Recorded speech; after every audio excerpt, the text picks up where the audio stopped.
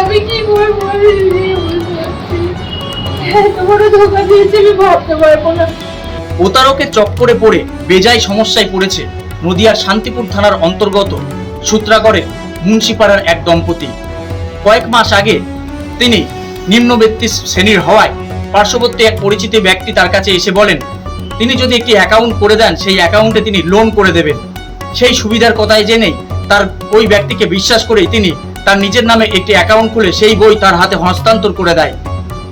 কয়েকদিন আগেই তার কাছে একটি নোটিশ আসে এবং সাইবার ক্রাইম থানা থেকেই তার কাছে নোটিশ আছে তার ওই ব্যাংক অ্যাকাউন্টে প্রায় 27 লক্ষ টাকা ট্রানজাকশন হয়েছে। কিন্তু এই টাকা কোথা থেকে এলো, কেই বা ট্রানজাকশন করলো, কেই বা টাকাটা তুলে নিল, সেই সম্বন্ধে কোনো ধারণা নেই তাদের।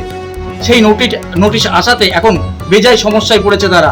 লোনের লোভে প্রতারণার ফাঁদে এক দম্পতি, অ্যাকাউন্টে লক্ষ লক্ষ টাকা ট্রানজাকশন। বাড়িতে নোটিশ আসায় চরম আতঙ্কে পরিবার। দিন আনা দিন খাওয়া সংসারে এখন কি করবে তা নিয়েই ঘুম উড়েছে। ঘটনাটি ঘটেছে নদিয়ার শান্তিপুর থানার সূত্রাগড় মুন্সিপাড়া এলাকায়। মুন্সিপাড়া এলাকার বাসিন্দা মঙ্গলা সাঁতরা। তার স্বামী শারীরিক অসুস্থতার কারণে কোনো কাজ করে না বর্তমানে।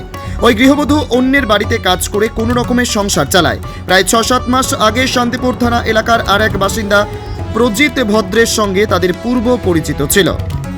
জানা যায় গৃহবধূ মঙ্গলা সাঁতরা স্বামী অস্থায়ী কর্মী হিসেবে বিদ্যুৎ দপ্তরে কাজ করত।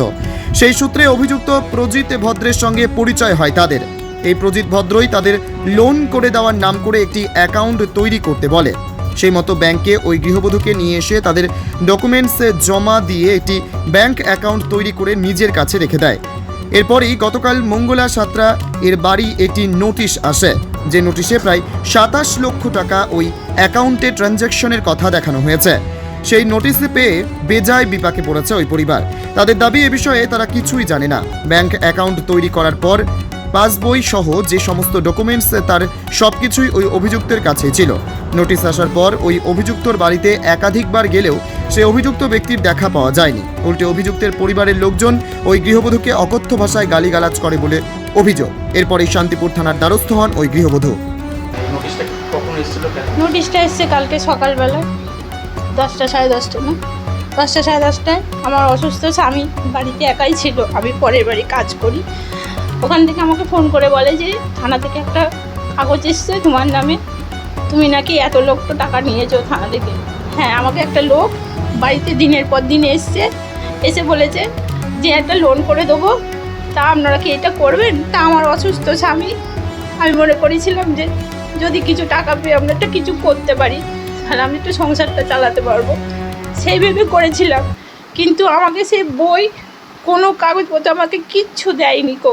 দেবে দেবে দেবে দেবে করে দিনের পর দিন আমাকে ঘুরিয়েছে।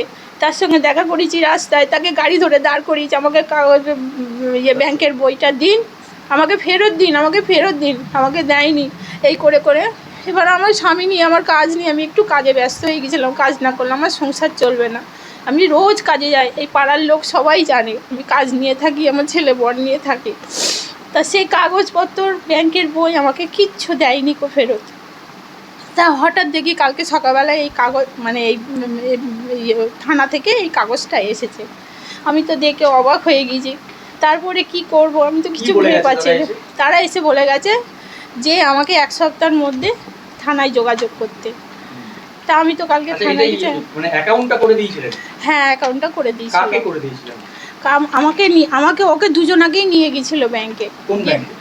ওটা হচ্ছে তোমার ডাকঘর হচ্ছে না, ডাকঘর না, মতিগঞ্জে। কতদিন আগে? এটা হচ্ছে তোমার 24-এর প্রথম দিকে। 24-এর প্রথম দিকে। 5-6 মাস হতে চলবে? তার বেশি। হ্যাঁ। কে করেছিল এটা নিয়ে? এটা হচ্ছে তোমার 1 নম্বর কলোনি, কি ভাঙা বটতলায়, প্রজিত ভদ্র। ওনার সঙ্গে আপনাদের কিভাবে সম্পর্ক? সম্পর্কটা হচ্ছে আমার বর একটা লাইট অফিসে প্রাইভেট কোম্পানিতে কাজ করত।